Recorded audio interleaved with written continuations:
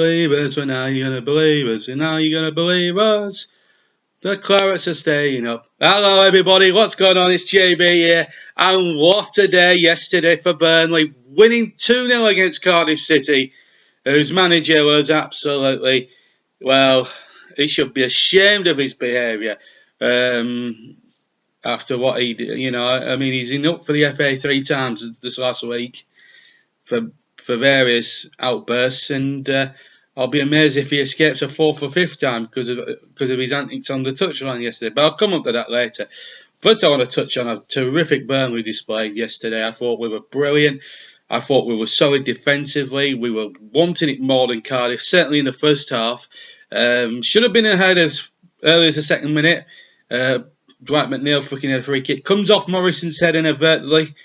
So Wood got an opportunity here, which he's quite fortunate to get in some respects. But from less than 6 yards, you expected to stick it in the net. Etheridge is nowhere. He hits the bottom of the post. But, you know, and then Westwood goes 1-on-1. And he hits it straight at the keeper, Etheridge again. And you're thinking, are Cardiff using up... Are Cardiff on one of those days where everything's just going to come right for them? And I was getting the sense of that. And then we started forcing a lot of set pieces, and Westwood was clever in some respects because he pinned Etheridge on the line, so he kept floating them in towards the deep inside the 6-yard area, which is putting Etheridge under a lot of pressure. And at the end of it, corner comes in from McNeil. I think a free kick comes in. Etheridge gets a little feather on it, turns it away. McNeil takes the corner from the right-hand side. This is how the first goal comes.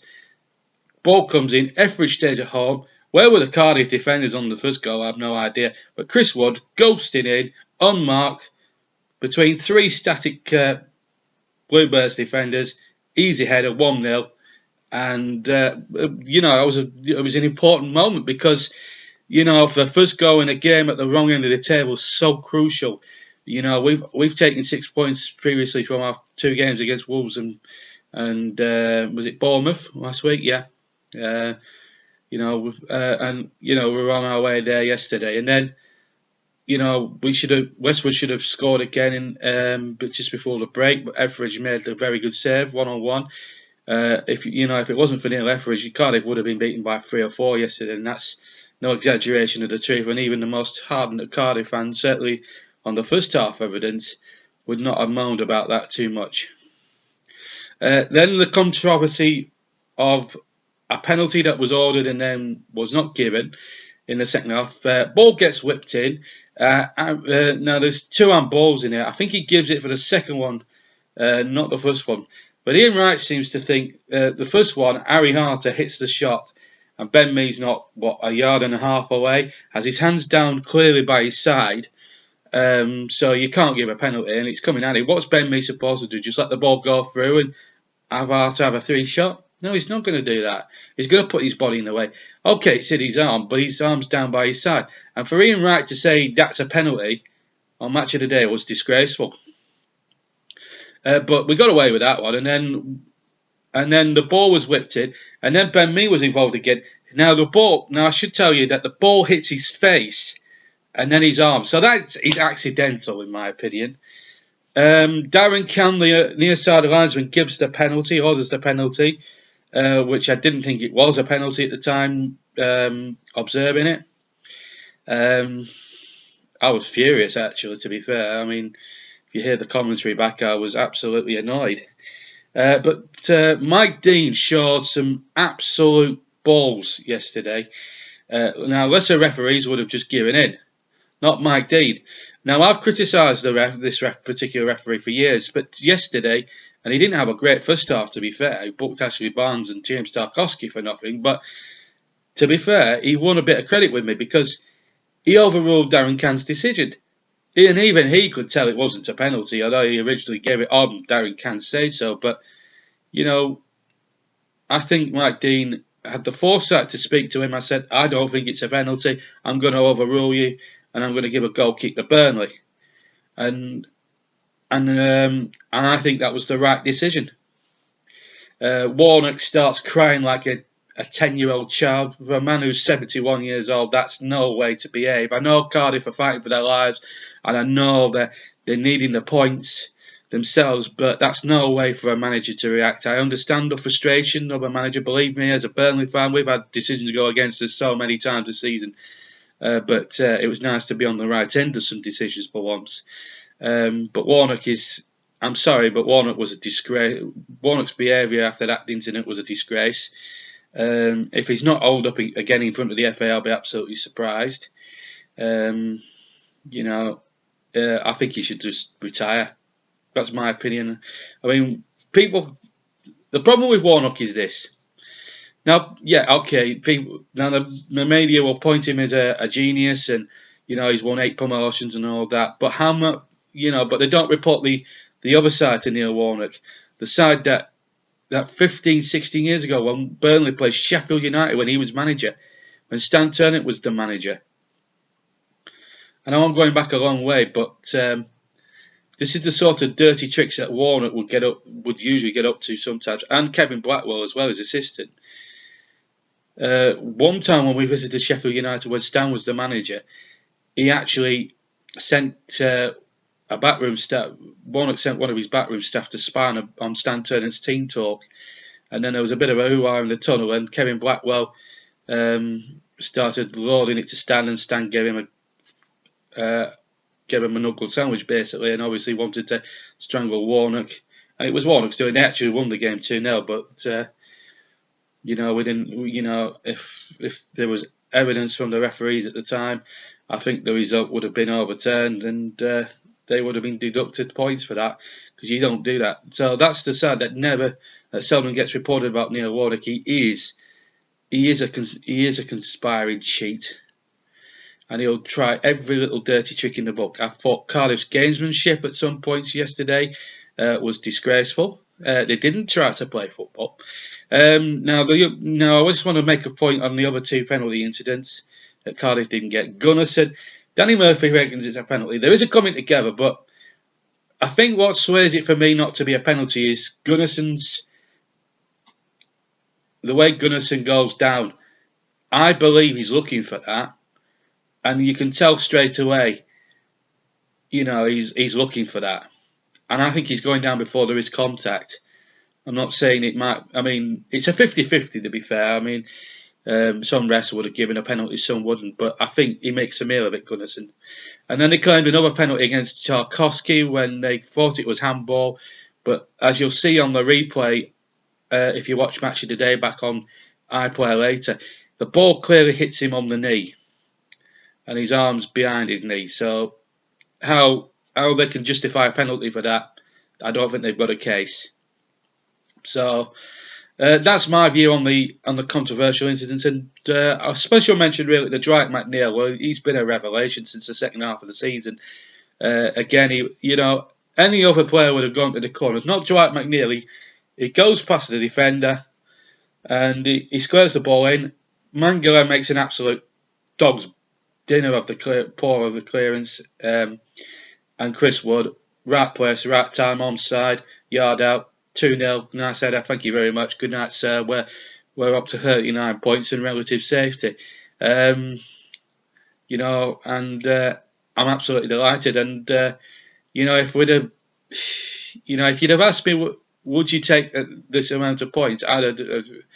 Considering we've been beaten by Everton 5-1 at Boxing Day, if you'd asked me at Boxing Day, would you get to 39 points? I would have just laughed my sides off and said no. Probably looking to get 34, 35 points. But in the second half of the season, we've picked up something like nearly 30 points.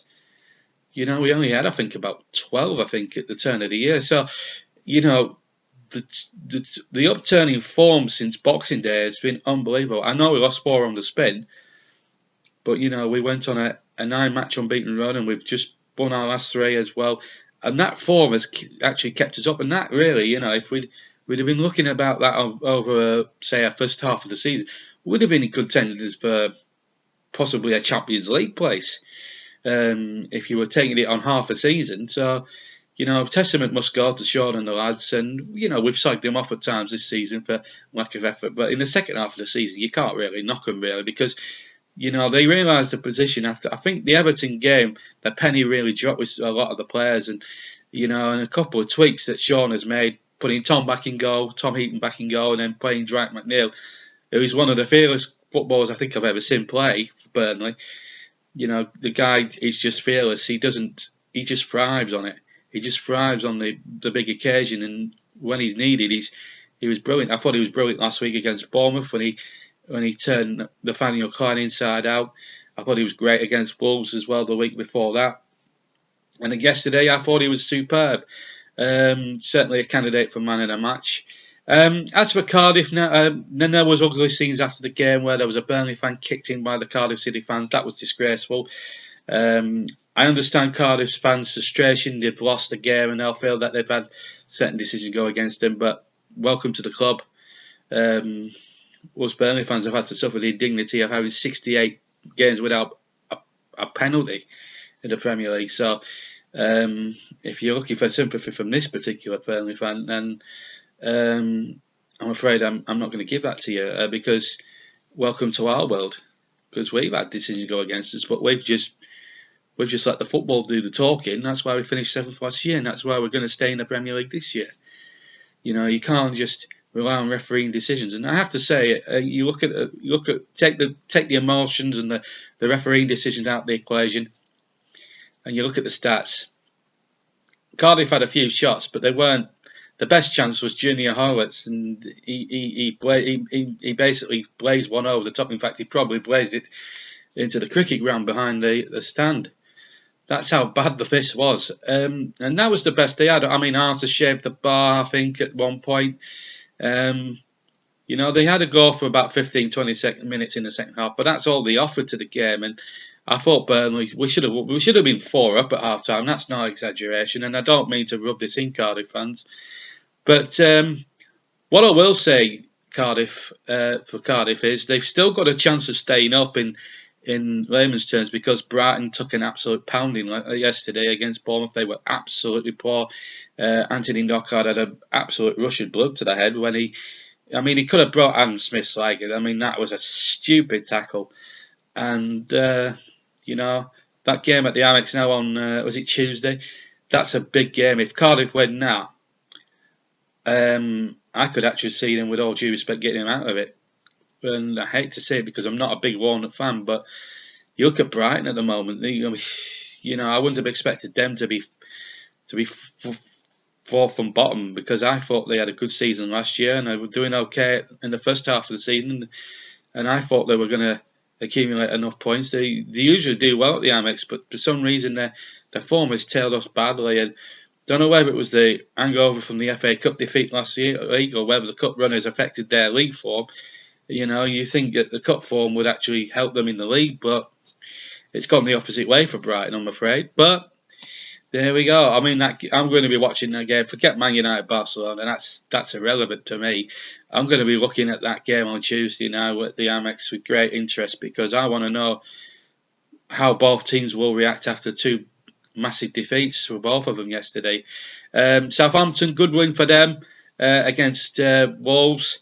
Great result, fantastic there, and they're a good football club, Southampton, and I think Ralph Hasenhüttl has done a terrific job in the second half of the season, taking over from Mark Hughes, and he's galvanised them, and they've done really well. So, full marks for Southampton.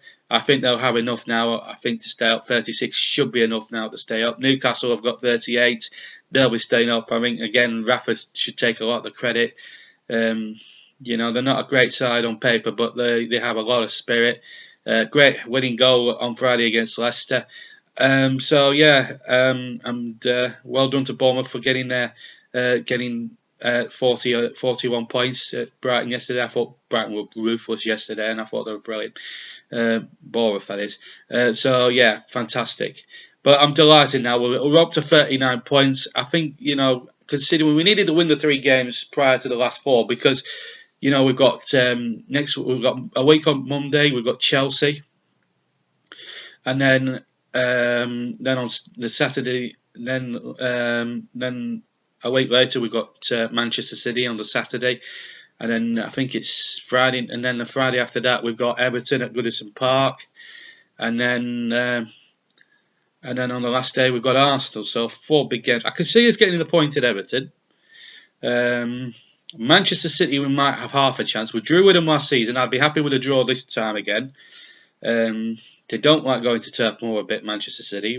They've struggled in the last 2 or 3 games. We beat them in 2015. We almost beat them in 2016-17. Got a point against them last season. We can still. I don't think getting a draw would be on the rounds a possibility. And we might have a little chance against Arsenal, depending on how Arsenal are at the end of the season. They are fighting to get into the Champions League. They've got a fair chance of being in the Europa League final if they keep winning the games. So we'll just have to wait and see what Henry does as regards that. Does he go for the league? Does he go for the Champions League in the league, or does he go for the Europa League? That'll be interesting, that is for sure. But I believe we can take at least 2 points from the last 4 games. That'll be more than enough for us, really. We've done the hard part now. We've got the 39 points. We needed the 9 points from the last 3 games. We've got them. I can't see Cardiff beating Manchester United. I can't see them beating Liverpool. I can see them getting something at Brighton, and I can see them beating possibly Fulham. But I don't think they're going to get enough points. But I think for Cardiff and Brighton, Orange is on Tuesday for that, as far as I'm concerned. But as far as I'm concerned, Burnley are safe, and I'm pleased. Absolutely thrilled to bits. So, fantastic result. Fantastic result yesterday, and fully deserved, in my opinion, despite what Neil Warnock will say. But thank you very much for watching. If you enjoyed the video, please leave a like. If you haven't subscribed and you'd like to, please hit the subscribe button.